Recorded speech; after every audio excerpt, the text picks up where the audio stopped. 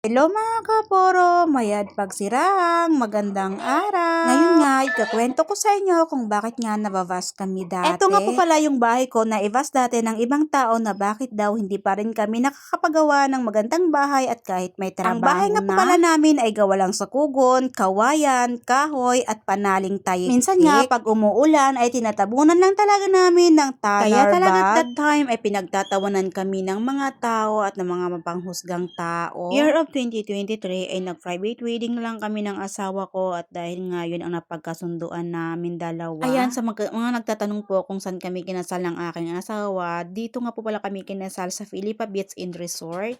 Alam nyo ba kaporo, after nga ng kasal namin ay na-issue pa talaga kami at bakit daw hindi kami nang imbita. Ito yung rason kung bakit hindi na kami nang imbita ng maraming tao at dahil nga yun lang talaga ang kaya naming ihanda. Ito kasi yung na-realize ko guys, kahit imbitahin mo lahat ng tao, kung kulang ang pakain mo ay may issue ka pa rin talaga. Tapos nga na-chismis pa tayo at bakit daw hindi tayo naka-long gown at bakit daw ganito lang ang gusto kong kasal. At dahil nga syempre nagplan na kami ng asawa ko nang magpapagawa na kami ng bahay. Eto nga, habang nagpapagawa na kami ng bahay at nagsisimula na talagang may nasasabi na naman.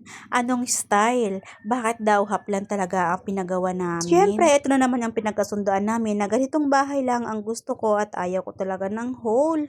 At baka kakapusin na naman tayo sa budget at wala na tayong pangkain. Sure. Ito na nga at dahil nga half body lang ang pinagawa nating bahay ay maraming nasasabi na naman yung tao how much more kung whole na at baka naman may masasabi na naman sa atin sila. Talaga guys, yung taon na ito na never akong nag-order kahit sa ang shop kasi nga syempre kailangan muna natin unahin ang ating bahay at dahil nga naibabash na tayo ng mga tao. Kaya thank you Lord talaga at dahil nga yung pangarap naming bahay dati ay na-drawingan. Kaya mga kaporo, wag po kayong magpapa-afekto sa mga basher natin. Gawin natin silang inspirasyon para sa mga pangarap natin. Ayan lang po pala ang aking update for today's video. Maraming salamat. Please like and share. We love you all and God bless.